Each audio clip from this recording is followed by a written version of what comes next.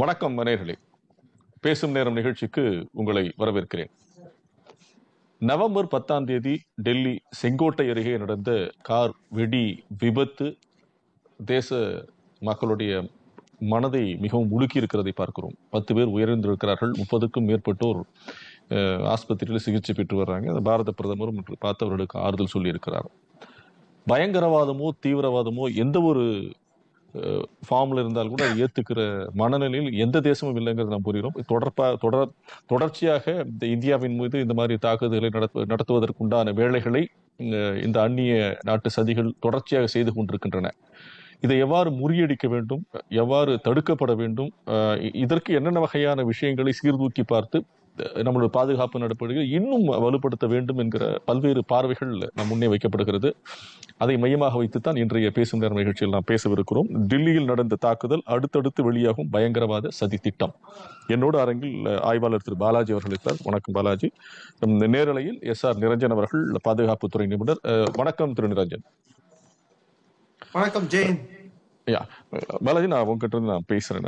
ஏன்னா நான் முதல்ல சொன்ன மாதிரி இந்த மாதிரி டெரரிசம் யூனிஃபார்ம் அக்செப்ட் பண்ண முடியாத ஒரு விஷயம். மனித உயிர்கள்ங்கிறது ரொம்ப ரொம்ப முக்கியமான விஷயம் இருக்கு. அவர்கள் கொண்ட கொள்கைகளா இருக்கட்டும், அவர்கள் என்ன ஒரு பிளான் இருந்தா கூட இன்னொரு ஒரு உயிரை பலி கொடுத்து அதன் மூலமாக ஏதாவது ஒரு சாதிக்கணுங்கிறதே ரொம்ப ஒரு மலிவான சிந்தனைங்கிற மாதிரியான விஷயமா இருக்குது. இதை எவ்வாறு நம்ம இன்னும் எவ்வளவு ஸ்ட்ராங்கா நம்ம ப்ரொடெக்ட் பண்ணிக்க வேண்டிய சூழ்நிலை நாம இருக்கிறோம்னு நினைக்கிறீங்க சார்? இது பாத்தீங்கன்னாக்கா ஒரு மல்டி லேயர்ட் அப்ரோச் தேவை சார். இது பாத்தீங்கன்னாக்கா terrorism even to larger extent நம்ம இந்தியா மாதிரி கண்ட்ரி கூடிய செக்யூரிட்டி கன்சர்ன்ஸ் இதை ப்ராடரா பார்த்தாலும் சரி, நான் traditional security threat, traditional security threat, இது ரெண்டுமே இருக்கு. இதை பார்க்கும்போது பாத்தீங்கன்னாக்கா நம்ம அனாலிசிஸ் நிறைய பேர் பண்றாங்க. ஈவன் டு லார்ஜர் எக்ஸ்டென்ட் கவர்மெண்ட்லயும் சரி, நான் கவர்மெண்ட்லயும் சரி, இது ரொம்ப சிம்பிளிஃபைவா பாக்குறாங்க. இது சிம்பிளிஃபைடு விஷயம் கிடையாது. It's much more deep rooted issues ஆகுது. இப்ப பாத்தீங்கன்னாக்கா ரெண்டு விதமா இருக்கு. ஒன்னு ரேடிகலைசேஷன். ரேடிகலைசேஷன்ங்கிறது பாத்தீங்கன்னாக்கா நம்ம இந்தியாவில பாத்தீங்கன்னாக்கா இந்த ரேடிகல் எலிமெண்ட்ஸ் உடைய விளைவுகள் தான் இன்டர்னல் இந்தியாவில நடக்கிற இந்த மாதிரி தீவிரவாத அமைப்புகளுக்கு ஆதரவாக இருக்காங்க. ரெண்டாவது பாத்தீங்கன்னாக்கா நம்ம அண்டை நாடுகள், இந்த ஒரு அண்டை நாடுகள் எல்லாமே இந்தியாவினுடைய என்ன சொல்றது, இந்தியாவினுடைய இறையாண்மையும் சரி, இந்தியாவில் இருக்கும் மக்களின் வளர்ச்சியும் அவங்க மிகவும் நன்ற ஒரு அமைப்போடு இருக்கிறார்களா என்பதுதான் கொஸ்டின். அந்த கொஸ்டினுக்கான சரியான ஒரு ஆன்சர் நம்ம பாத்துக்கணும். ஏன்னா அவங்க வெளிப்படையா பேசுறது ஒண்ணு, பட் ஆனா அவங்க ப்ரொமோட் பண்றது பாத்தீங்கன்னாக்கா ஆன்டி இந்தியன் ஆக்டிவிட்டிஸ் அதிகமா ப்ரொமோட் பண்றாங்க. இப்ப பங்களாதேஷா இருக்கட்டும், நேபாள் முதல்ல இருந்த நக்சலிசத்தை ப்ரொமோட் பண்ணாங்க. ஈவன் மால்தீவ்ஸ்ல கூட நம்ம தீவிரவாதிகள் வந்திருக்காங்க. அதே மாதிரி பாகிஸ்தான், அதை பத்தி பேசவே வேண்டாம், நமக்கு நல்லாவே தெரியும். சோ இந்த மாதிரி ஒரு அமைப்புகளோட, இந்த மாதிரி நெய்பரிங் கண்ட்ரிஸோட நம்ம இவ்வளவு ஆண்டுகளாக நம்ம நாட்டினுடைய கவர்மெண்ட் பாத்தீங்கன்னாக்கா ஒரு ஃப்ரெண்ட்லி ரிலேஷன்ஸ் இருந்திருக்காங்க. அதுல ஒரு ஹோப் இருந்தது, ஒருவேளை இந்த நாடுகளோட நம்மளுடைய கல்ச்சரல் டைஸ் சேர்ந்து இருக்கிறதுனால நமக்கு ஃபேவரபிளா இருப்பாங்க. ஆனா அப்படி அவங்க இல்ல. அதுக்கு என்ன காரணம் அப்படின்னு கேட்டீங்கன்னாக்கா, இந்த நாடுகள் எல்லாமே பாத்தீங்கன்னாக்கா அவங்க ஆன்டி இந்தியன் ஆக்டிவிட்டிஸ ப்ரொமோட் பண்ணிருக்காங்க. அதுதான் உண்மை. அதோடைய விளைவுகள் தான் பாத்தீங்கன்னாக்கா இப்ப நம்ம நாட்டிலே பாத்தீங்கன்னாக்கா அதிகமான அளவு ரேடிகல் எலிமெண்ட்ஸ் அதிகமா வந்திருக்காங்க. இந்த ரேடிகல் எலிமெண்ட்ஸ் கடந்த ஒரு 10 ஆண்டுகளாக கம்மியாக இருந்தாங்க. பட் ஆனா இப்போ அவங்க ரேடிகல் எலிமெண்ட்ஸ் அதிகமாக ஆரம்பிக்கிறதுக்கு அதோடைய ஆப்ஷூட் தான் இந்த டெல்லியோட bomb blast. Radical elements and anti Indian ஆக்டிவிட்டிஸை ப்ரொமோட் பண்றதுக்கான குரூப்ஸ், ப்ரொமோட் பண்ணதுக்கான ரூட்டட் ரீசன்ஸ் இந்தியாவில் இருந்திருக்கு, வேறுண்டது. அதோடைய விளைவுகள் தான். ஓகே, இல்ல இதை முதல்ல கண்டுபிடிக்கிறதுன வாய்ப்புகள் இல்லையா? ஏன்னா இவ்வளவு நம்ம செக்யூரிட்டி ஆகட்டும், இன்டெலிஜென்ஸ் எல்லாம் இருக்கிற பட்சத்துல இவ்வளவு இங்க தாக்குதல் நடத்த போறாங்க, இல்ல இந்த மாதிரியான சூழ்நிலை ஏதாவது ஒரு சின்ன இன்ஃபர்மேஷன் கூட நம்மளால பெற முடியல. இன்ஃபர்மேஷன் நமக்கு பாத்தீங்கன்னாக்கா இன்டெலிஜென்ஸ் கொலேஷன் ஆஃப் தி இன்டெலிஜென்ஸ்ங்கிறது இருக்கு. கொலேஷன் ஆஃப் தி இன்டெலிஜென்ஸ் ப்ராப்பரா கிடைக்கணும். இப்ப கொலேஷன் ஆஃப் தி இன்டெலிஜென்ஸ் நமக்கு கரெக்டா கிடைக்கிறதா அப்படிங்கறத கொஸ்டின். இப்ப 26/11 முன்னாடி நமக்கு இன்டெலிஜென்ஸ் இருந்ததா அப்படின்னாக்கா கிரெடிபிள் இன்டெலிஜென்ஸ் இல்ல. ஆனா ஓரளவுக்கு இருந்திருக்கு. அதை இன்டெலிஜென்ஸ் ஏஜென்சிஸ் நம்ம டெவலப் பண்ணணும். அதுக்கு பாத்தீங்கன்னாக்கா நாட் ஒன்லி அவர் ஓன். இப்ப பாத்தீங்கன்னாக்கா சில விஷயங்கள் பாத்தீங்கன்னாக்கா நம்ம இந்தியன் இன்டெலிஜென்ஸ்ல எக்ஸ்டர்னலும் இருக்கு, இன்டர்னலும் இருக்கு. அந்த ரெண்டுத்துக்கான கோஆர்டினேஷன் எப்படி இருக்கு? அதே மாதிரி பாத்தீங்கன்னா நம்ம நாட்டுல குஜராத் டாக்டரின் ஒண்ணு கொண்டு வந்தாங்க 97ல. அதுல பாத்தீங்கன்னாக்கா நம்ம அண்டை நாடுகளோட நம்ம இருக்கிறவங்க அங்க அந்த நாட்டுல நம்மளுடைய ஏஜென்சிஸ் பெனிட்ரேட் ஆகாம இருக்கணும்ங்கிறதுக்காக தான் குஜராத் டாக்டரின் கொண்டு வந்து. பட் ஆனா அதே அவங்க சாதகமா எடுத்துதான் 26/11 கொண்டு வந்தாங்க. அதுக்கப்புறம் பாத்தீங்கன்னாக்கா 2004ல இருந்து 2014 வரைக்கும் நம்ம நாட்டுல அந்த 10 ஆண்டுகள்ல எவ்வளவு டெரரிஸ்ட் ஆக்டிவிட்டிஸ் நடந்ததுங்கிறதுக்கு இது ஒரு உதாரணம். இப்ப டெல்லியில பாத்தீங்கன்னாக்கா 2005 சீரியல் பாம்பு பிளாஸ்ட் நடந்தது. இப்ப இன்னும் 20 வருஷம் கழிச்சும் அதே தானே நடக்குது. ஸோ அதுக்கான என்ன ரீசன்ஸ் அப்படின்னு பாத்தீங்கன்னா there are two multi layered approach. ஒன்னு பாத்தீங்கன்னாக்கா deep elements, anti Indian elements with radicalisation நம்ம நாட்டுல இருக்கு. அதே மாதிரி பாத்தீங்கன்னாக்கா நம்ம அண்டை நாடுகளும் பாத்தீங்கன்னாக்கா ஆன்டி இந்தியன் ஆக்டிவிட்டிஸை ப்ரொமோட் பண்றாங்க. இது ரெண்டுமே கோஜினிட்டிவா நடக்கும்போது பாத்தீங்கன்னாக்கா நம்ம வந்து நம்மளுடைய செக்யூரிட்டி திங்கிங்ல வந்து பாத்தீங்கன்னாக்கா நம்ம வந்து இவங்கெல்லாம் வந்து நம்மளுடைய வந்து ஃப்ரெண்ட்லி கண்ட்ரிஸ் அப்படிங்கிற ஒரு பிம்பத்தை, அப்படிங்கிற ஒரு விஷயத்தை நம்ம மறந்து விட்டு ரியலிஸ்டிக்கா நம்ம யோசிச்சு என்னைக்கு செயல்படுறோமோ அன்னைக்குதான் இந்த மாதிரி ஆக்டிவிட்டிஸ்க்கான ஆக்சஸ் நம்மளால கண்டுபிடிக்க முடியுங்கிறது என்னுடைய கருத்து. சரி சார், ஓகே. உங்களோட முதல் கட்ட கருத்து எடுத்துக்கிறேன். திரு நிரஞ்சன் சார், உங்களுடைய முதல் கட்ட பார்வை என்னவா இருக்குது? நம்ம செக்யூரிட்டி லேப்ஸ் இருக்குன்னு நினைக்கிறீங்களா? நம்ம செக்யூரிட்டி இன்னும் இம்ப்ரவைஸ் பண்ணணும்னு நினைக்கிறீங்களா? இது எப்படி நடந்திருக்கு, எப்படி தடுத்திருக்கலாம்னு நினைக்கிறீங்க சார் நீங்க? இது நான் செக்யூரிட்டி லேப்ஸா நான் பார்க்கல. ஏன்னா செக்யூரிட்டி லேப்ஸ் என்பது மைனர் லேப்ஸ் இருந்திருக்கு. மைனர் லேப்ஸ் இருப்பதால் தான் 10க்கும் மேற்பட்டோர் இன்று கொல்லப்பட்டுள்ளார்கள். பட் மேஜர் செக்யூரிட்டி லேப்ஸ் எடுத்து கேட்டீங்கன்னா இல்லை. 24க்கும் மேற்பட்ட குண்டு வெடிப்புகளுக்கு சதித்திட்டம் தீட்டப்பட்டிருந்தது. அதில் ஒன்று மட்டும்தான் அதன் குறிக்கோளை எட்டி உள்ளது. மற்ற எல்லாம் வந்து ஃபெயிலியர்ல முடிஞ்சிருக்கு. இன்னும் சொல்ல போனா 3000 kg 2900 kg அமோனியம் நைட்ரேட் பிடிபட்டுள்ளது. மொத்த அந்த புல்வாமா மாடியூல், அந்த அல்ஃபலாலா யூனிவர்சிட்டியிலிருந்து வேலை பார்த்த அந்த ரேடிகலைஸ்ட் ஒயிட் காலர் டெரரிஸ்ட் எல்லாரும் பிடிபட்டுள்ளார்கள். இவங்களை ஒயிட் காலர் டெரரிஸ்ட் நான் வந்து குறியீடோடு சொல்வது எதற்கென்றால், இவர்கள் பணத்திற்காகவோ அல்லது பண பற்றாக்குறையாலேயோ அல்லது மற்ற காரணங்களுக்காகவோ இந்த தீவிரவாத செயலில் ஈடுபடவில்லை. அதாவது திசை மாறி சென்றவர்கள் என்று இவர்களுக்கு யாரும் பேர் கொடுத்து விடக்கூடாது. அடிப்படையாகவே இது போன்ற செயலை செய்ய வேண்டும் என்று மனதளவில் அவர்கள் மூளை செலவை செய்யப்பட்டுள்ளார்கள்.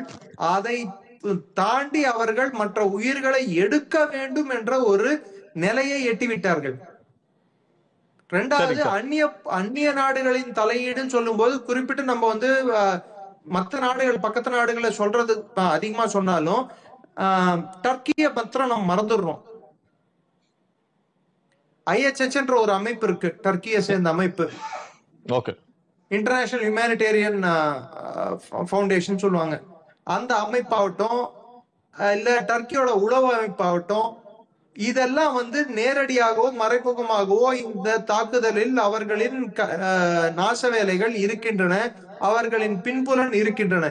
ஏன்னா இங்க பிடிபட்டுள்ள ஷாஹீன் ஷஹீத் என்று சொல்லக்கூடிய அந்த டாக்டர், அந்த பெண்மணி, பிளஸ் முசாமில் ஷக்கீல் சொல்லக்கூடிய இன்னொரு டாக்டர், அவர் வந்து எனக்கு தெரிஞ்சு அவர் வந்து ஒரு மைக்ரோபயாலஜிஸ்ட் நினைக்கிறேன். அவரு இது போன்ற நபர்கள் எல்லாம் டர்க்கிக்கு வந்து சென்றதாக தகவல்கள் கூறுகின்றன. சோ இது வந்து வெறும் பாகிஸ்தானை மற்றும் நாம் நோக்கி கேட்க வேண்டிய கேள்விகளாக பார்க்க கூடாது. இதில் மிகப்பெரிய சதி அடங்கியுள்ளது. இந்தியாவில் வந்து செல்லக்கூடிய அந்நிய சக்திகள், குறிப்பிட்டு சொல்லணும்னா வெளிநாட்டிலிருந்து வரக்கூடிய மத போதகர்களை நாம் கண்காணிக்க வேண்டிய தேவை இருக்கிறது. குறிப்பிட்டு டர்க்கி போன்ற நாடுகள், பாகிஸ்தான் போன்ற நாடுகளில் இருந்து வரக்கூடிய ரேடிகலைஸ் மத போதகர்கள் டூரிசம் என்ற பெயரில் இந்தியாவில் வந்து செல்வதை நாம் கட்டுப்படுத்த வேண்டும். இமிகிரேஷன் வந்து இன்னும் இமிகிரேஷன் யார் உள்ளே வருவது, யார் வெளியே போவது, அவர்கள் எந்த விசாவில் இந்தியாவுக்குள் நுழைகிறார்கள், எந்த மாதிரி காரியங்களில் ஈடுபடுகிறார்கள் என்பதை நாம் சற்றே இன்னும் உன்னிப்பாக கவனிக்க வேண்டிய கட்டாயம் இருக்கிறது. அந்த கண்ணோட்டத்திலிருந்து பார்த்தால் சற்றே நம்ம தோய்வு அடைந்துள்ளோம். இல்ல இன்டெலிஜென்ஸ் வந்து இன்னும் கொஞ்சம் பலப்படுத்தி இருக்கலாமோ என்ற ஒரு ஐயம் தோன்றுகிறது. ஓகே சார், ஏன்னா இந்த பெஹல்காமோட விஷயம் முடிஞ்சு அதனோட ஈரம் மாறுவதற்கு முன்னாவே இப்போ காஷ்மீர்லேயே பார்த்தீங்கன்னா ஒரு 2900 கிலோ அமோனியம் நைட்ரேட் எடுத்துக்கிறாங்க பட்சத்தில் இது எப்படி நம்ம கவனிக்காம விட்டங்கிறது ஒன்று இருக்குல்ல. எனக்கு 26 விஷயங்கள் நிறுத்தப்பட்டிருக்கிறது, அது முன்னாடி நான் கண்டுபிடிச்சிக்க அந்த இன்னும் கூட நிகழாமல் இருக்கிறதானே நம்மளோட இன்டெலிஜென்ஸோட விஷயமா இருக்கணும். இன்னும் அதை இன்னும் தீவிரமா செயல்படுத்துறதுக்கு என்ன வகையான முனைப்பு நம்ம அரசு காட்டணும் ஒரு பாதுகாப்புத்துறை ஆலோசகரை நீங்க சொல்றீங்க சார்? 2021ஆம் நூற்றாண்டில் 2020ஆம் நூற்றாண்டில் வெள்ளையர்கள் விட்டு சென்ற ஒரு இன்டெலிஜென்ஸ் அப்பரேட்டஸ், அதாவது நமக்கு விட்டு சென்ற உளவு அமைப்பின் செயல்பாடுகளை நாம் இன்னும் பின்பற்றி வருகிறோம். 140 கோடி மக்கள் இருக்கக்கூடிய இந்த நாட்டில் 140 கோடிக்கும் மேல் ஜனத்தொகை, நம் நாட்டின் ஜனத்தொகை. அதற்கு நமக்கு இருக்கும் உளவு அமைப்பின் மொத்த எண்ணிக்கையானது மிக குறைவு. அதுவும் இந்தியா போன்ற நாட்டில் மாநிலங்களுக்கு மாநிலங்கள் இது. ஒவ்வொரு மாநிலத்துல ஒவ்வொரு மொழி பேசுறோம். நம்ம வட்டார வழக்கு வேற மாறுது ஒவ்வொரு இடத்துலயும். சோ இங்க உளவு அமைப்பு ஹியூமன் அப்படின்னு சொல்லுவோம். அதாவது ஆட்கள் நேரடியாக விஷயங்களை சேகரிக்கக்கூடிய தன்மை கொண்ட உளவு அமைப்பை பலப்படுத்த வேண்டிய கட்டாயம் நமக்கு அதிகம் உள்ளது. இதுவே கூட ஜம்மு காஷ்மீர் சிஐடி ஆகட்டும், இல்ல யூபி போலீஸ் ஆகட்டும், இல்ல டெல்லி ஸ்பெஷல் செல் ஆகட்டும், இல்ல ஹரியானா போலீஸ் ஆகட்டும், அங்கிருக்கும் ஆட்கள் இன்டர்செப்ட் பண்ணதால டெக்னிக்கல் இன்டெலிஜென்ஸ் ஒண்ணு இருக்கு. நம்ம ஒட்டு கேட்பது, மற்ற விஷயங்கள் மூலமாக நம்ம விஷயங்கள் இன்னொரு பகுதி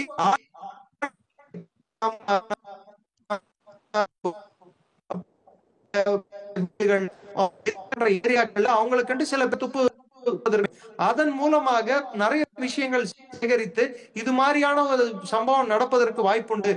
குறிப்பிட்டு சொல்லணும்னா அப்படின்னு சொல்லக்கூடிய ஒரு டாக்டர் காஷ்மீர்ல குஜிக்கு ஒரு பிரசுரத்தை அவர் ஒட்டியதால் தான் இந்த ஒரு சதித்திட்டம் அம்பலமாக்கப்பட்டது. அதை கவனித்தால் இல்ல முன்கூட்டியே கணித்திருந்தால் இது நம்மளுக்கு எக்ஸ்ட்ரா ஒரு டைம் கிடைச்சிருக்கும். இந்த 16 பேர் கூட, இந்த 10 பேர் கூட, 10க்கும் மேற்பட்டவர் கூட இறக்காம தவிர்த்திருக்கலாம். சோ ஹியூமன் இன்டெலிஜென்ஸோட ஃபேக்டரை இன்னும் கொஞ்சம் நம்ம ஸ்ட்ரென்தன் பண்ண வேண்டிய கட்டாயம் இருக்கு. ஓகே சார், நம்ம தொடர்ந்து பேசலாம். திரு பாலாஜி, இன்னொரு முக்கியமான விஷயம், நீங்க ஒரு முக்கியமான விஷயம் சொன்ன சர்வதேச நாடுகளுடைய சதி, அதுக்கு பின்னாடி நிறைய பேர் இருக்காங்கிறத திரு நிரஞ்சன் கூட சொன்னாங்க.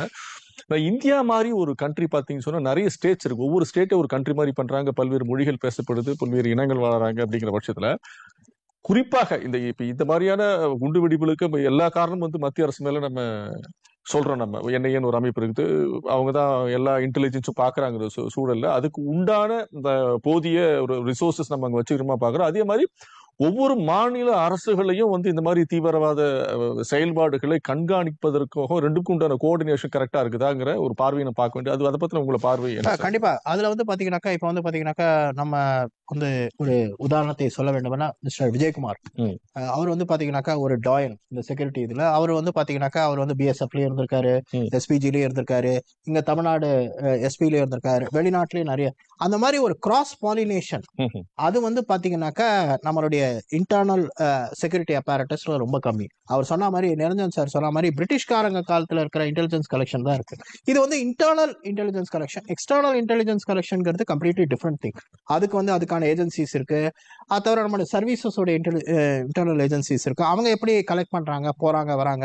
அது தவிர பாத்தீங்கன்னாக்கா இதுல அந்த இன்டெலிஜென்ஸ் கோஆர்டினேஷன் அப்படிங்கிறது தான் பாத்தீங்கன்னாக்கா இன்னும் எஃபெக்டிவா இருந்ததுன்னா இது போன்ற விஷயங்கள் எல்லாம் குறைக்க முடியும். அவர் சொன்ன மாதிரி இப்ப டர்க்கிங்கிறது பாத்தீங்கன்னாக்கா நம்ம டர்க்கியோட நம்மளுடைய சம்பந்தம் எதனால அங்க எதுக்கால ரேடிக்கல் எலிமெண்ட்ஸ் அதிகமா இருந்தாலும் நம்ம எப்ப சவுதி அரேபியாவோட அதிகமாக போக ஆரம்பிச்சோமோ அப்பயே அவங்களுக்கு டர்க்கிக்கு எதிரான ஒரு நமக்கும் பாகிஸ்தானும் டர்க்கியும் ஒன்னா சேர ஆரம்பிச்சாங்க. இப்போ சவுதி அரேபியாவோட பாகிஸ்தான் டிஃபென்ஸ் பேக்ட் போட்டிருந்தா கூட சவுதி அரேபியாங்கிறது அவங்களுக்கு இன்டர்னலி அவங்களுடைய கண்ட்ரில நிறைய ரேடிக்கல் எலிமெண்ட்ஸ் இருக்காங்க.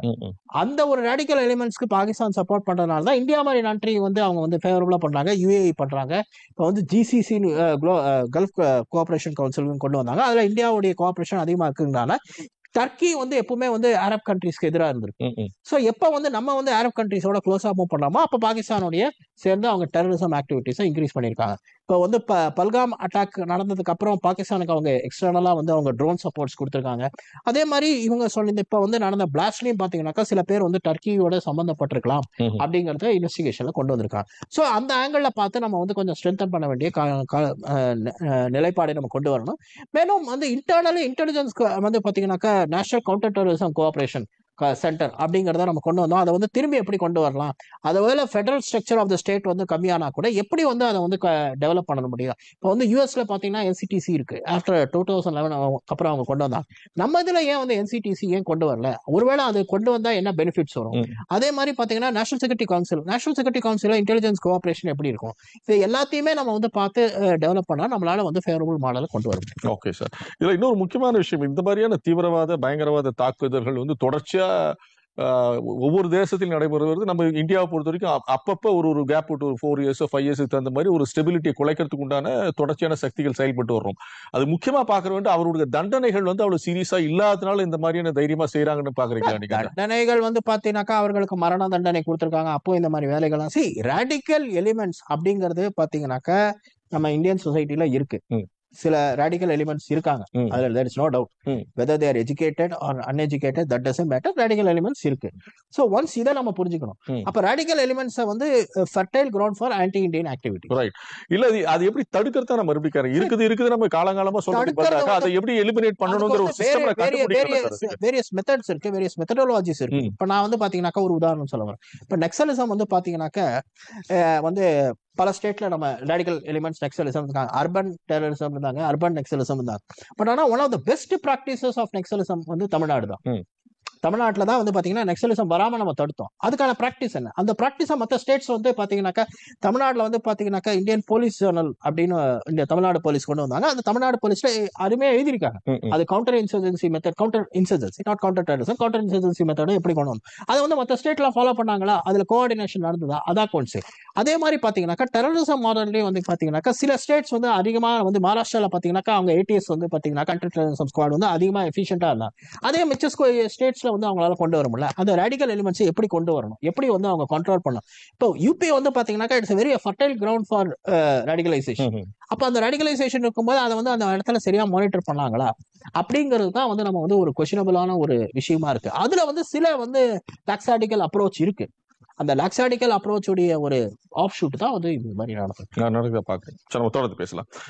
சார் நிரஞ்சன் சார், நான் உங்ககிட்ட வரேன். இப்ப நான் மறுபடியும் இது சொல்லும்போது ரேடிகலைசேஷனுங்கிற ஒரு விஷயத்தை தொடர்ச்சியா பேசிட்டு இருக்கேன். தொடர்ச்சியா ஏதோ ஒரு வகையில உள்ள புகுந்துட்டே இருக்காங்க, இருக்கிற மக்களோட கலக்குறாங்க, அந்த மாற்றங்களை இந்தியாவுக்கு எதிரான விஷயங்களை செய்யணுங்கிற மாதிரியான விஷயங்களை தொடர்ந்து செஞ்சுட்டே இருக்கிறத பாக்குறோம். அது ஒவ்வொரு 3 ஆண்டுகளோ 5 ஆண்டுகளோ 10 ஆண்டுகளோ தொடர்ந்து பல்வேறு இடங்களில் கண்டுபிடிக்கப்படுகிறது. இங்கே பாத்தீங்கன்னா இப்ப திருப்பூர்லயே ஆகட்டும், பல்லடம் போன்ற இடங்கள்ல திடீர்னு ஒரு இன்ஃபர்மேஷன் வருது. கண்டுபிடிக்கிற பட்சத்துல இது ஒரு ஆக்டிவா இந்த மாதிரியான செயல்பாடுகளை இந்த ரேடிகலைசேஷனை குறைக்கிறதுக்கு எப்படி செயல்படும் நினைக்கிறீங்க? என்ன வகையான இன்டகிரேஷன் நடக்கணும்னு நினைக்கிறீங்க சார் நீங்க? இது 2 விதமான அணுகுமுறை அரசாங்கம் பின்பற்ற வேண்டிய கட்டாயம் உள்ளது. முதலில் வக்ஃப் சட்டம், அதை இந்த அரசாங்கம், அதாவது எல்லா அரசுகளும், மாநில அரசுகளும் மத்திய அரசும் ஒருமித்த கருத்தோடு அதை அமல்படுத்த வேண்டும். அதை அமல்படுத்துவதால் தேவையற்ற ரேடிகலைஸ்ட் எலிமெண்ட்ஸ் அந்த ரிலிஜன் பேர்ல, மதத்தின் பேரால் சில மதர்சாக்களையோ இல்ல சில கல்வி கூடங்களையோ அவர்கள் நிறுவுவதை நம்மால் தடுக்க முடியும். இதனால் அடுத்த தலைமுறைக்கு உண்மையான இஸ்லாத்தையும் உண்மையான அந்த மதத்தில் குர்ஆன் ஷரீஃபில் சொல்லப்பட்டிருக்கக்கூடிய உண்மையான கருத்துக்களையும் அவர்கள் பின்பற்றுவது தவறல்ல. ஆனால் பாகிஸ்தானின் சிந்தனையை இங்கே புகுத்துவது இஸ்லாம் என்ற பெயரில் அது தவறு. இதை நிறுத்த வேண்டும் என்றால் இந்த வக்ஃப் சட்டம் முக்கியமான வழிவகுக்கும். முதல் கட்டம். 2வது கட்டம், எல்லா ஸ்டேட்லயுமே டீராடிகலைசேஷன் ப்ரோக்ராம் என்பதற்கு முக்கியத்துவம் கொடுக்க வேண்டும். ஸ்டேட் போலீஸ்ல இன்டெலிஜென்ஸ் அப்பாரட்டஸ், அதாவது உளவு சேகரிக்கக்கூடிய குழுக்கள், அந்த அமைப்பு ஆனது வெறும் ஆன்டி டெரரிசம் ஸ்குவாட்ன்றது தீவிரவாதி அப்புறம் டொமால் சுட்டு பிடிக்கிறது. அதற்கு முன்னாடி அதற்கான விஷயங்களை சேகரிக்கக்கூடிய குழு யாருன்னு பாத்தீங்கன்னா ஸ்பெஷல் பிரான்ச் ஒன்னு இருப்பாங்க. அந்த ஸ்பெஷல் பிரான்ச் அமைப்புக்குள் இன்டர்னல் டிரான்ஸ்பர்ஸ் பண்ணலாமே தவிர்த்து அவர்களை எடுத்துட்டு போயிட்டு ஒரு 1.5 வருஷத்துக்கு ஒருத்தர் சர்வ் பண்ணிட்டு அவர் எடுத்துட்டு போயிட்டு லா அண்ட் ஆர்டர்ல போடக்கூடாது. ஸ்பெஷலைஸ்ட் ஆபீசர்ஸ் ஒரு 20 வருடம் 25 வருடம் அங்கேயே அவங்க சர்வ் பண்ணாங்கடான்னா ஒரு டெடிகேட்டட் அந்த டிபார்ட்மென்ட் வச்சிருக்கோம் இருக்கு. அந்த டிபார்ட்மென்ட் ஃபார் எக்ஸாம்பிள் நக்சலிசம்ல இருந்து அவங்கள மதம் சம்பந்தப்பட்ட பிரச்சனையை பார்க்கலாம். மதம் சம்பந்தப்பட்ட பிரச்சனையில நக்சலிசமும் வெளிநாட்டு அமைப்புகளை பத்தி பார்க்கலாம். சோ அதுக்குள்ளேயே அவங்கள டிரான்ஸ்பர் பண்ணிட்டே இருந்தோம்னா ஒரு காலகட்டத்தில் அவங்க ஸ்பெஷலிஸ்ட் ஆயிடுவாங்க. ஓகே, அவங்க இல்லன்னு நினைச்சுக்கோங்க, அவங்களை வெளியே அனுப்பிட்டோம்னு நினைச்சுக்கோங்க. 1.5 வருஷம் கழிச்சு அவங்க டென்யூர் முடிஞ்ச உடனே அவங்களை வெளியே அனுப்பும் போது என்ன ஆகும் பாத்தீங்க. இப்ப உதாரணத்துக்கு ராணுவத்துல உளவு அமைப்பு இருக்கு. ராணுவ உளவு அமைப்புல இருந்து ஒரு அதிகாரி அந்த உளவு அமைப்பில் ரெக்ரூட் ஆனாருன்னா, அதுல அப்பாயிண்ட் செய்யப்பட்டாருன்னா அவரை திரும்பி வேற இடத்துக்கு மாத்த மாட்டாங்க. அதாவது வேற யூனிட்டுக்கு போக முடியாது.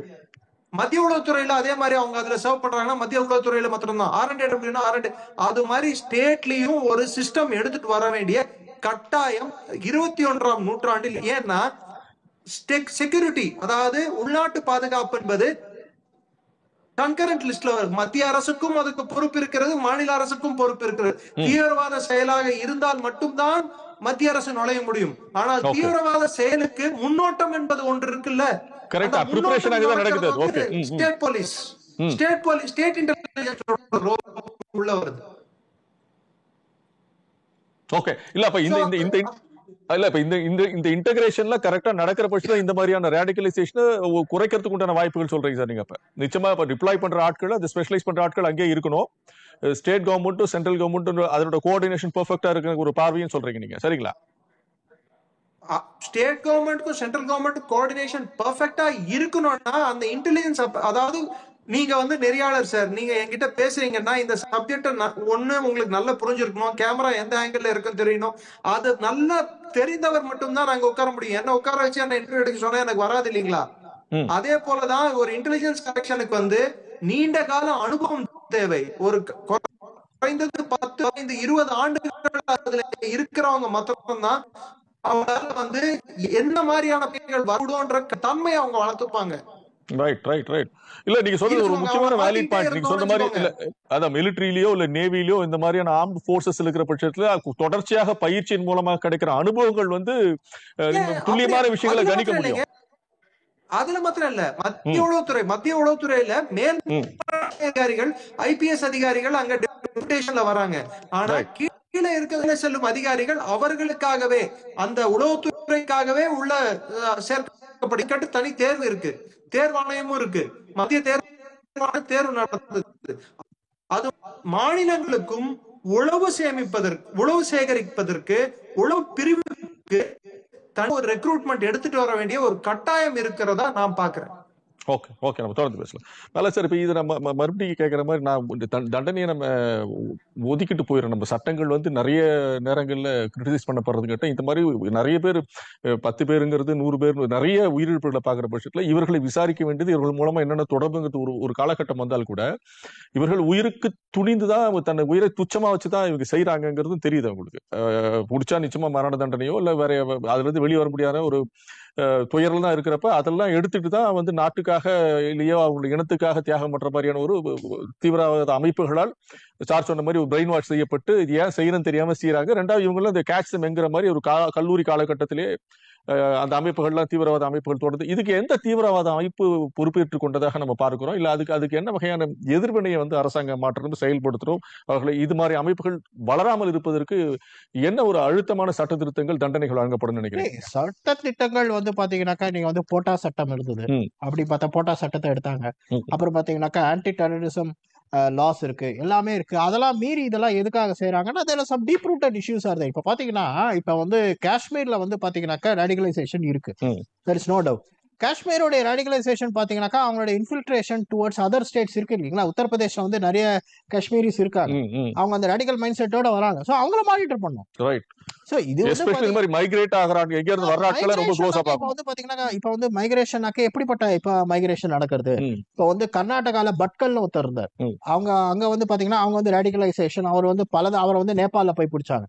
சோ அவர் அது மாதிரி அப்ப it's not to say that மைக்ரேஷன்னால அவங்க இல்ல, பட் ஆனா அவங்களுடைய டீப் ரூட்டட் இஷ்யூஸை நீங்க சரியா மானிட்டர் பண்ணாதோட விளைவுகள் தான் இது. இப்ப டெல்லியில பாத்தீங்கன்னாக்கா பல ஆர்கனைசேஷன் பல இன்ஸ்டிடியூஷன்ஸ் பாத்தீங்கன்னாக்கா closely related to the organisation in Kashmir. But அவங்க ஈஸியா ரேடிகலைஸ் ஆகிறதுக்கான சான்சஸ் இருக்கு sir. It's very fertile ground for radicalisation. அப்ப ஏன் அதை மானிட்டர் பண்ணல? ஏன் monitor பண்ணலனாக்கா they are very much a part of the society. So when you are actually a part of the society, ஒரு நார்மல் திங்கிங் இருக்கும்போது அப்நார்மலா சில விஷயங்கள் நடக்கும்போது அது சரியா மானிட்டர் பண்ணலாம். அங்கதான் பாத்தீங்கன்னாக்கா இப்ப பாத்தீங்கன்னாக்கா லாங்குவேஜ் எக்ஸ்பர்ட்ஸ், இப்ப நம்ம இதுல பாத்தீங்கன்னாக்கா பர்ஷியனோ இல்ல அரப் லாங்குவேஜ் எக்ஸ்பர்ட்ஸோ இவர் டர்க்கி லாங்குவேஜ் எக்ஸ்பர்ட்ஸோ உருது லாங்குவேஜ் எக்ஸ்பர்ட்ஸோ பஷ்டூன் லாங்குவேஜ் எக்ஸ்பர்ட்ஸோ இன்டெலிஜென்ஸ் ஏஜென்சில ஏன் இல்ல? அதுக்கான வந்து காஸ்ட் வந்து எதுக்கா? இப்போ வந்து பாத்தீங்கன்னா it is not very easy thing. ஒரு லாங்குவேஜ் கத்துட்டு இதெல்லாம் வந்து மானிட்டர் பண்றதுங்கிறது சாதாரண விஷயம் கிடையாது. இப்ப சைனா வந்து பாத்தீங்கன்னாக்கா சைனாவுக்கு அகேன்ஸ்ட் எக்ஸ்டர்னலா பாத்தீங்கன்னாக்கா சில விஷயங்கள் நம்ம பண்றோம். இப்போ வந்து சைனாவுக்கு எதிராக வந்து பாத்தீங்கன்னா சைனீஸ் எக்ஸ்பர்ட்ஸ் நிறைய பேர் இருக்காங்க, சைனீஸ் லாங்குவேஜஸ் இருக்காங்க, அதை மானிட்டர் பண்ணி தான் இருக்கும். பட் அது எக்ஸ்டர்னல். பட் இன்டர்னலா பாத்தீங்கன்னாக்கா இவங்க வந்து பாத்தீங்கன்னாக்கா இவங்க ஹோம் கிரவுண்ட்ல எதனால இவங்க வந்து அவங்க அந்த ரேடிக்கல் எலிமெண்ட்ஸோட எப்படி கான்டாக்ட் பண்றாங்க, போறாங்க, வருங்க, அதை வந்து நுணுக்கமா வந்து பாத்தீங்கன்னாக்கா மானிட்டர் பண்ணாததோட விளைவுகள் தான் இது. It is as simple as like that. இது வந்து பாத்தீங்கன்னாக்கா கவர்மெண்ட் ஆஃப் த டே வந்து பாத்தீங்கன்னா எந்த கவர்மெண்டா இருந்தாலும் பாத்தீங்கன்னாக்கா அவங்க வந்து ஃபோக்கஸ் வந்து ஒரு சில விஷயங்களை தான் பண்ண முடியும். இப்போ வந்து பாத்தீங்கன்னாக்கா அட் வெரி டாப் லெவல்ல பாத்தீங்கன்னாக்கா வெரி டாப் லெவல்ல வந்து அவங்க வந்து பாத்தீங்கன்னா இப்ப சைனாவோட த்ரெட்னா அதுக்கு என்ன ஃபோக்கஸ் பண்ணலாம், பாகிஸ்தானோட த்ரெட்னா அப்படிதான் ஃபோக்கஸ் பண்ண முடியும். அப்ப இன்டர்னலா வரும்போது இன்டர்னலா சில விஷயங்கள் பண்ண முடியும். So it is not actually a very simple thing. Okay, it's a very It's a complicated, very complex thing. ஒரு multifaceted இருக்குது அது. Multifaceted and it's much more deep rooted. The analysis பண்ணும்போது எல்லாரும் என்ன பண்றாங்கன்னா they are actually seeing it as a very simple thing. It is not a very simple thing. It is much more a complex thing. அந்த complex thing எதனால வருது, அப்ப எப்படி monitor பண்ணணும், அதுக்கான இஷ்யூஸ் என்ன, அதுக்கான காம்ப்ளெக்சிட்டிஸ் என்ன, எதனால வந்து இவங்க ஈஸியா ரேடிகலைஸ் ஆறாங்க, ஈஸியா ரேடிகலைஸ் ஆகிறதுக்கான சிஸ்டம் அங்க இருக்கு. அப்ப அந்த சிஸ்டத்தை வந்து சரியா மானிட்டர் பண்ணணும். அதான் நான் சொன்ன மாதிரி இப்ப காஷ்மீர்ல வந்து பாத்தீங்கன்னாக்கா எல்லாருக்குமே தெரியும் அங்க வந்து ரேடிகலைசேஷன் இருக்கு, அங்க வந்து ஆன்டி இண்டியன் ஆக்டிவிட்டிஸ் இருக்கு. பட் அதே காஷ்மீரிஸ் வந்து பாத்தீங்கன்னாக்கா பல யூபியில இருக்கிற பல இன்ஸ்டிடியூஷன்ஸ்ல அவங்க போய் ஒர்க் பண்றாங்க. அப்ப அந்த ரேடிக்கல் எலிமெண்ட்ஸ் ஈஸியா கிராஸ் பாலினேஷன் இருக்கு பாத்தீங்களா, அதை ஸ்டாப் பண்ணணும். அதை பண்ணாததோட விளைவுகள் இது வந்து இன்டர்னலா நடக்கிறது. இப்ப எக்ஸ்டர்னலா காஷ்மீர்ல இருந்து யார் யார் வராங்கிறத நம்ம மானிட்டர் பண்ணோம். பட் ஆனா இன்டர்னலி அவங்களுடைய மூவ்மெண்ட்ஸ் எப்படி இருக்கு அதை வந்து மானிட்டர் பண்றதோட விளைவுகள் தான் இதோட offshoot of this issue. Okay, alright sir. Niranjan sir, இப்ப நம்ம இறுதியா நான் உங்ககிட்ட இந்த கேள்விகளை இந்த பாதிப்பு நடந்ததற்காக சர்வதேச நாடுகளோட ரெஸ்பான்ஸ் எப்படி இருக்குன்னு நினைக்கிறீங்க? நம்ம சுற்றி இருக்க நாடுகள்லாம் நம்மளுக்கு எதிராக பேசுறது பாக்குறோம், நட்பு நாடாக முகம் காமிக்கிறார்கள், செய்யற விஷயம் எல்லாம் நம்மளுக்கு எதிராக இருக்கிற மாதிரி இருந்தால் கூட அவர்களுடைய ரெஸ்பான்ஸ் எப்படி இருக்குது? அவங்க உதவிக்கரம் நீட்டுற மாதிரி சொல்றாங்களா, அதுக்கு ரெஸ்பான்சிபிலிட்டி எடுத்துக்கிற மாதிரியான சூழ்நிலைகளை இந்த குரூப் எல்லாம் உருவாகுறது என்ன வகையான சப்போர்ட்ஸ் அந்த நாடுகள்ல இருந்து வரதா நீ பாக்குறீங்க சார்? பிளண்டா சொல்லணும்னா நம்ம மற்ற நாடுகள் நமக்கு உதவிக்கரம் நீட்ட வேண்டும் என்று நாம் நினைப்பது நாம் செய்யும் மிகப்பெரிய தவறு. குறிப்பிட்ட அமெரிக்கா போன்ற நாடுகள் சர்வதேச அரங்கில் அதான் நம்ம பேசுறோம், நம்ம யுனைடெட் நேஷன்ஸ்லயோ இல்ல மத்த சமிட்ஸ்ல பேசுற பட்சத்துல எல்லாம் உறவு நாடுகளாக நட்பு நாடுகளாக மாதிரி அமைப்புகள் ஒழுங்கா செயல்பட்டு இருந்தா இன்னைக்கு உலக தீவிரவாதமும் இருந்திருக்காது, தீவிரவாதிகளும் இருந்திருக்க முடியாது. ஆனால் அன்பார்ச்சுனேட்டா இன்னைக்கு பாதி தீவிரவாத அமைப்புகளை வளர்த்து விட்டதே யாருன்னு பாத்தீங்கன்னா அமெரிக்கா தான். இன்னைக்கு பாகிஸ்தானுக்கு வந்து தோதாக கைகோர்த்து நிற்பதும் அமெரிக்கா தான். அதனால் இந்தியாவில் ஒரு தீவிரவாத பிரச்சனை வந்து சிந்தூர் என்ற ஆபரேஷன் வந்து மறுபடியும் நாம் முயன்றால், இல்லை சிந்தூரை நாம் தொடங்கினால், பார்ட் 2 இல்ல பார்ட் 1.1 தொடங்கினால், அப்போ ட்ரம்ப் உடனே வந்து நான் உலக அமைதியை நாடுவோன், பார்த்தீர்களா நான் குதிக்கிறேன் நடுவில் அப்படின்னு சொல்லி அவரே வந்து தொபுக்கடியில் வந்து நடுவில் நின்று நான் சண்டையை நிறுத்துறேன்னு சொல்லுவாரு. அமெரிக்காவோட தேவை என்ன, பிரிட்டனோட தேவை என்ன, பிரான்ஸோட அவர்கள் தேவையை பொறுத்துதான் அவர்கள் இந்தியாவில் என்ன நடக்கிறது என்று பார்ப்பார்களே தவிர்த்து நம் தேவையை நாம் தான் பூர்த்தி செய்து கொள்ள வேண்டும். அதனால நம் உள்நாட்டு பாதுகாப்பு கட்டமைப்பும் நம் ராணுவ கட்டமைப்பையும் நாம் பலமாக வைத்து எதிரிக்கு தக்க பதிலடி கொடுத்தால் எல்லோரும் அமைதி காப்பார்கள். நமக்காக வேற எவனோ வந்து சண்டை போடுவான்னு நினைச்சோம்னா அதோட பெரிய ஒரு என்ன சொல்றது, ஒரு முட்டாள்தனம் ஒண்ணு இருக்க முடியாதுன்றது சண்டை போறதுக்கு சொல்ல வரல, குரல் கொடுக்கறதுக்கே சொல்ல வரேன். இப்ப நம்மளுக்கு தேவையான விஷயங்கள் கொடுக்க மாட்டாங்க, யாரும் கொடுக்க மாட்டாங்க. ஒரு பிரச்சனைன்னு வந்தா India is all alone except for few countries. உதாரணத்துக்கு இஸ்ரேல் இல்ல ரஷ்யா, இது மாதிரி ஒரு 2-3 நாடுகளை நம்மளால, மொரிஷியஸ், இது மாதிரி நாடுகளை சொல்ல முடியுமே தவிர்த்து குறிப்பிட்டு சொல்லணும் அமெரிக்கா மாதிரி நாடு வந்து இது மாதிரி பிரச்சனை நடந்தா நம்மளுக்கு என்ன ஒரு அவங்களுக்கு என்ன பெனிஃபிட், அவங்களுக்கு என்ன ஆதாயம் பாப்பாங்க. அவங்க இந்தியாக்குள்ள மூக்க நுழைக்கிறதுக்கு என்ன மாதிரியான ஒரு அனுகூலமான ஒரு சூழ்நிலை கிடைக்கும் தான் அவங்க பாப்பாங்க. கடைசியா ஒரே பாயிண்ட், ஒரே ஒரு செகண்ட், ரேடிகலைசேஷனை வந்து நம்ம கட்டுப்படுத்தணும்னா முதல்ல நம்ம எத்தனை டீம்டு யூனிவர்சிட்டிஸ் இப்போ நடந்திருக்கிற தாக்குதலுக்கு பின்புலமா இருந்திருக்கிறது நிகர்நிலை பல்கலைக்கழகங்கள்.